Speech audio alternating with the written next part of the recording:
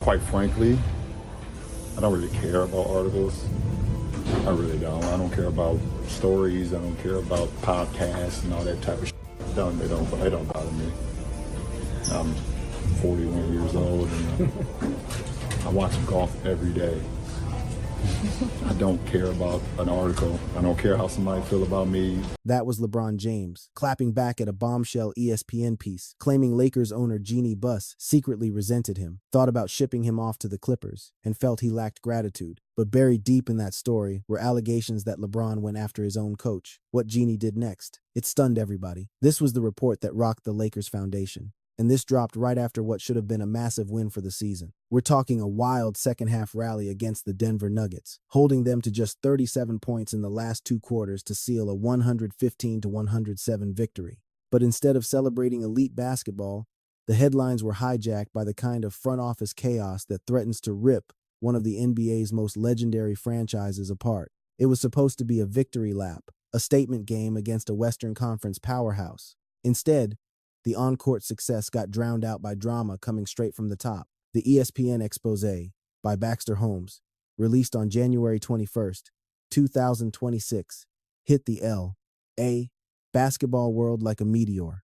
This investigative deep dive peeled back the layers on the fractured relationships inside the Buss family and their battle for control, exposing decades of dysfunction most fans didn't even know existed behind the purple and gold curtain. It was razor-sharp journalism, lifting the velvet rope to show the ugly truth hidden behind one of the most glamorous facades in sports. The piece painted a brutal picture of the post-Jerry Buss era, defining the Lakers by sibling infighting, backstabbing, attempted coups, and deep-seated family distrust.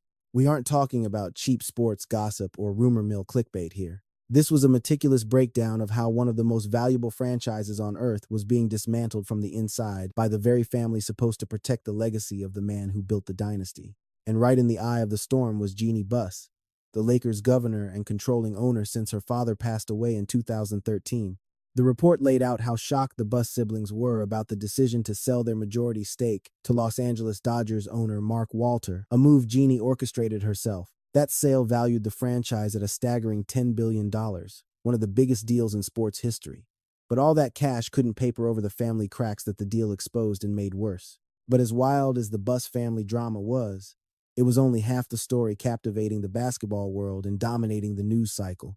The other half focused on Jeannie Buss and the modern era's greatest Laker, LeBron James. We're talking about a four-time champion, four-time MVP, and the league's all-time leading scorer who came to LA with a vow to restore the franchise to glory. According to the report, Jeannie felt James had an ego that was out of control, and apparently, that tension had been brewing for years under a facade of public smiles and trophy celebrations. Insiders claim Buss hated the narrative that LeBron was some kind of savior when he signed back in 2018. The idea that LeBron rescued a sinking ship apparently grated on an owner who believed the organization's history should speak for itself. Just pause and think about the magnitude of that. The owner of the Lakers allegedly resented the guy who delivered their first ring in a decade because she felt he was getting too much credit for the turnaround. This is the player who brought excellence back to Hollywood hoops. The guy who made the Lakers relevant again after years of lottery picks, failed rebuilds, and embarrassing seasons where they missed the playoffs entirely. The man who kept his promise. The report highlighted other friction points, painting a picture of a relationship that was falling apart over time, rather than getting stronger through shared success. Buss reportedly thought James lacked accountability, specifically regarding the Russell Westbrook trade that backfired spectacularly and set the franchise back years. She allegedly felt James was shifting the blame to everyone else instead of owning the outcome of a trade he reportedly pushed hard to make happen. The disaster of the Westbrook acquisition apparently became a constant source of tension between the superstar and ownership. Maybe the most damning detail was the tidbit about Jeannie thinking James wasn't grateful enough that the Lakers drafted his son, Bronny James, with the 55th pick in the 2024 draft. The team made history by picking their star's son, fulfilling a dream LeBron had been talking about for years, and creating a moment the NBA had never seen before. And according to sources, Buss felt the James family didn't show enough appreciation.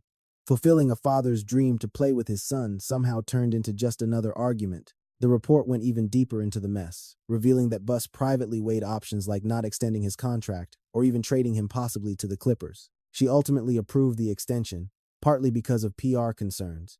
But just imagine that, trading LeBron James to the Clippers. Let that sink in. The Los Angeles Lakers, with 17 championship banners and a reputation as a top-tier global franchise, allegedly considered sending the greatest player of his generation to their crosstown rivals. The PR nightmare seems to be the only thing that stopped it, not loyalty or appreciation for what James had actually done. A team source told ESPN she had started to turn against LeBron. That is a stunning accusation against the governor of a franchise built on treating stars like royalty. We're talking about a team with Magic Johnson's 30-plus year association, the reverence shown to Shaq, and the statue of Kobe Bryant standing outside the arena. People close to the team say Jeanie privately grumbled about James's massive ego and the excessive control he and Clutch Sports, who represent both James and Anthony Davis, exerted over the organization. Rich Paul and his agency have been a topic of speculation for a long time, with critics suggesting Clutch Sports holds way too much power over the teams employing their clients. But now it looks like frustration, with that dynamic, reached the highest levels of ownership and was poisoning the water at the very top. After the report dropped, Jeanie Buss issued a statement trying to put out the fire she allegedly helped start with years of private complaints. She told The Athletic, "It's really not right, given all the great things LeBron has done for the Lakers, that he has to be pulled into my family drama. To say that it wasn't appreciated is just not true and completely unfair to him." That statement was a complete 180 from the private feelings described in the ESPN report. Either Baxter Holmes and his laundry list of sources made up an elaborate fiction, or Jeanie Buss is in aggressive damage control mode, trying to save a relationship she had been undermining for years. The timing couldn't be worse for a Lakers organization already navigating a rough season full of injuries and inconsistent play. With the trade deadline just 2 weeks away and the team fighting for a playoff spot in a stacked Western Conference, internal drama involving their biggest star is exactly the kind of distraction a championship team can't afford. The Lakers desperately needed stability and cohesion. Instead, they found themselves in the center of a PR nightmare featuring a fractured dynasty and ownership seemingly at odds with their superstar. LeBron James stepped up to address the noise, and in doing so, laid bare the organization's internal rot. It was a familiar scene in the locker room, a scrum of reporters armed with mics and recorders, closing in on LeBron James. But the post-game analysis quickly took a back seat to the elephant in the room, the explosive ESPN expose that had hijacked the sports news cycle. James responded with the kind of poised indifference you only develop after 2 decades in the global spotlight. It was a clinic in media management from an icon who has shrugged off scandals that would have crushed the career of a typical superstar. There was an ESPN report that was published yesterday that cited various points of friction between your relationship with Jeanie Buss. How do you feel like the kind of support and appreciation has been from Lakers ownership towards you in the latter stages of your Lakers tenure? Quite frankly, I don't really get involved in that or the reports or whatever the case may be. I've seen a lot of it, obviously, but I don't really care about the reports, to be honest. From the villain arc of the decision in 2010 to his polarized exits from Cleveland, through every fired coach and roster shakeup, James has forged an impenetrable mental shield. He has developed an armor against public criticism and wild speculation that few other human beings could replicate. You guys know me. You guys know since I've been here, my 8th year here, been in this league 23 years. There's going to be another article tomorrow, especially involving me. And at the end of the day, when I came to this organization, my whole mindset was about restoring, excellence. Have you two talked since the story broke? Have you guys talked since that came out? Like clearing the air, or is that something? We never talked. I don't understand. Like, it's not like me and Jeanie be on the phone talking. You guys ain't never heard a report about that. Don't make something out of it that is not. It's always been mutual. It's always been respect. It's always been a great partnership. But it's not like I called Jeanie on the phone. At 41, entering his 8th year in purple and gold, James looked tired. Not just physical fatigue, but the weariness of a man exhausted by the relentless circus that orbits his professional life. Yet, the tension between James and ownership was just a subplot. The ESPN investigation unearthed something far uglier, a legendary family cannibalizing itself. The post-Jerry Buss era hasn't just been chaotic. It has been defined by Game of Thrones-style sibling betrayal, boardroom coups, and deep-seated paranoia. The dysfunction ran so deep that it makes the conflicts in succession look like a mild disagreement. When Dr. Jerry Buss died in 2013, he left his 66% stake in a trust, split equally among his 6 children, Jeanie, Jim, Johnny, Janie, Joey, and Jesse. The plan was to force cooperation through collective voting. Instead, He inadvertently built a machine designed for civil war. Jerry envisioned the Lakers as a forever asset for the Bus Clan, often joking that selling would only give them money to buy the team back. He specifically groomed his youngest sons, Joey and Jesse, to eventually run basketball operations. But that legacy plan evaporated the moment he was gone, replaced by bitterness and power grabs. The cracks formed instantly. Barely a week after the patriarch's funeral, factions formed. With Johnny and Jim floating the idea of selling the team, a move met with fierce resistance. It became clear that Jerry was the only gravity holding the family orbit together. His authority was the only thing that kept the peace. Without him, decades of suppressed resentment boiled over, turning family dinners into battlegrounds. The situation reached a breaking point in 2017. Jeannie executed a ruthless takeover, firing her brother Jim from VP of basketball operations and ousting Johnny from his executive role. It wasn't a quiet reorganization. It was a purge. Jeannie wiped the board clean of anyone aligned with her brothers, sparking legal battles and accusations of a power-hungry coup. Depending on who you ask, Jeannie was either the steady hand saving the franchise or a dictator consolidating power by cutting her own bloodline out of the picture. The truth usually sits in the gray area.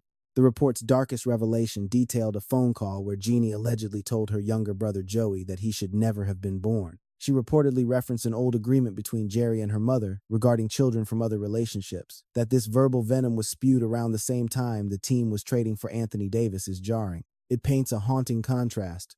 On the court, they were building a champion.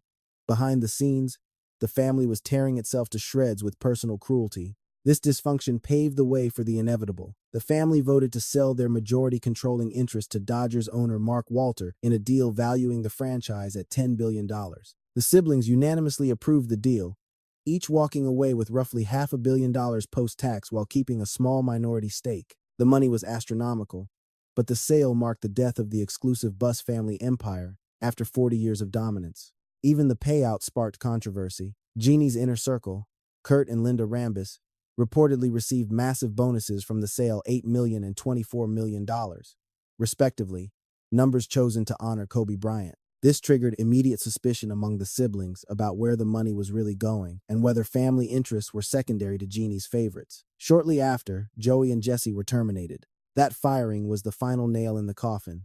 Jerry's dream of a multi-generational family business was officially dead. The heirs he had groomed were out, and the lineage was effectively broken. The chaos isn't limited to family squabbles. It casts a long shadow over the entire LeBron James era and raises serious questions about management. The criticism leveled at the front office hasn't just been fan noise. It has been a valid indictment of operational incompetence at one of the world's premier sports brands. Before the recent title run, the Lakers endured the longest playoff drought in franchise history. This wasn't the powerhouse of the Magic Johnson or Kobe Bryant era's teams that were perennial contenders. It was a rudderless ship drifting through the lottery, banking on kids like Brandon Ingram, D'Angelo Russell, or Lonzo Ball to be saviors for an organization that had forgotten how to win. According to the report, Jeannie took every critique personally during those lean years. If people called the front office cheap, she heard it as an insult to her wallet. If they questioned the influence of the Rambises, she took it as an attack on her own judgment. When Pelinka got roasted by the public for how he built the squad, she didn't just stand by him. She took the heat herself, claiming the haters were just mean-spirited and biased. That kind of thin skin became the organization's trademark whenever anyone asked fair questions, brushing off valid concerns instead of actually answering them. Just look at the Alex Caruso mess if you want to see a textbook case of a broken front office. One of the richest teams on earth let a crucial guy walk just to save a buck. There wasn't a single basketball reason to cut Alex Caruso loose, and now he's gone on to grab a ring in Oklahoma City and become arguably the best perimeter defender in the league. And the kicker is, the deal they refused to offer him ended up being a total robbery for the team that got him. This wasn't about the salary cap. It was a choice to pinch pennies instead of winning games. Then you have the Russell Westbrook swap, which stands out as the single worst move of the LeBron timeline, a massive roll of the dice that blew up in their faces. That trade was a train wreck. But the one silver lining was that Russ was already under contract, so the Lakers weren't hard-capped by the move. They had every opportunity to keep both Talon Horton-Tucker and Caruso because the money was there. The front office just decided not to open the checkbook. She also got a reputation for turning her back on franchise legends. I mean, we're talking about Jerry West, the actual logo, getting shown the door by the very team he helped turn into a dynasty. The message was loud and clear. We don't need Jerry West. It's a wild way to treat a basketball genius, especially when you compare it to how Mark Walter runs his other teams. With the Dodgers, Walter takes the complete opposite approach. If there's a brilliant baseball mind out there, he wants that brain power in the building immediately. He finds a way to make it work instead of telling an expert, "Yeah, you're smart, but we're good without you." The Dodgers set the gold standard because they actually value talent and bring in the best minds, regardless of the corporate hierarchy. You have to really dig into why Jeannie would be bitter about LeBron being called the savior, because given the state of the franchise back then, of course that's how people saw him. If the team had been humming along, racking up wins with a clear strategy, and people were already saying, "Wow, this front office is brilliant," that would be one thing. But let's be real, nobody was accusing the Lakers of knowing what they were doing back then. Comparing this to the Shaq days really highlights why the savior label stuck to LeBron like glue. Before Shaq showed up, the post-Magic squad was at least respectable. The Lake Show era teams were making the playoffs and making some noise. Shaq walked onto a playoff roster, whereas LeBron walked into the lottery. It was a completely different beast. LeBron inherited a squad of youngsters that hadn't sniffed the postseason in years, so he couldn't just add a spark and suddenly be in the finals. The foundation wasn't there. He had to help build the machine from scratch rather than just plugging himself into a winner. Jeannie apparently hated the narrative back in 2018 that LeBron rescued the team. She wanted the credit for landing the star, not for the star to get credit for saving the franchise. Supposedly, that grudge held on, even after LeBron did exactly what he said he would, brought back the glory and hung another banner. Even a championship couldn't fix the ego battle over who got the praise. Even though that 2020 squad was the perfect blueprint for modern hoops, proving fit matters more than just hoarding stars. They had elite defenders who could switch everything and perfectly match Frank Vogel's system, and that recipe won them a title. That group had instant chemistry because every puzzle piece fit exactly where it needed to. And then, the front office threw that winning formula in the trash to chase a science experiment that failed miserably. They literally set the trend for how to build a modern winner, defining value in the league, and then immediately ran the other direction just to bring in Westbrook. That trade wrecked the chemistry that won a title a year prior. And when asked what needed fixing, LeBron played it cool but didn't ignore the obvious gaps. It's disrespectful to these guys if I start talking about the deadline and what we need to do and what we had to get better, whatever the case may be. I don't try not to play fantasy basketball too much. While Jeannie was reportedly griping about LeBron's power and thinking about shipping him off to a rival, he never once threw dirt on the organization in public. The difference in maturity was night and day, and now word is LeBron and Rich Paul are set to sit down with Jeannie to hash this whole thing out. This is all going down right in the middle of the 2025-26 season, and with the trade deadline looming and playoff seeds on the line, the timing is brutal. Even though Jeannie isn't the majority owner anymore, the deal with Walter keeps her in the governor's chair for another 5 years. But with all this drama spilling out about family feuds and how they treated their superstar, the new owners might be taking a hard look at that setup. People are calling it real-life succession, and it fits the patriarch passes away, and the kids immediately start a war over the throne. Sides are picked, backs are stabbed, and bridges are burned with words you can't unsay. Meanwhile, the actual business-winning basketball games takes a back seat to the boardroom brawl. Fans are left wondering if this team can ever get back to winning, or if the toxic leadership will keep poisoning the product on the floor. For LeBron, who is 41 and has done it all, you have to wonder, does he really want to waste his swan song dealing with rich people drama instead of chasing rings? We're talking about the franchise of Magic, Kareem, and Worthy, the Shaq and Kobe three-peat, the comeback with Kobe and Powell, and yeah, the 2020 title with LeBron and AD that gave us light during a dark time, but staying on top requires everyone to be on the same page. Right now, the Lakers are a mess. LeBron came to LA, vowing to bring them back to the promised land, and he kept that promise. Now we have to see if the front office can actually support him, or if the Buss family soap opera will go down in history as the anchor that held back the GOAT from doing even more in the purple and gold. Thanks for tuning in.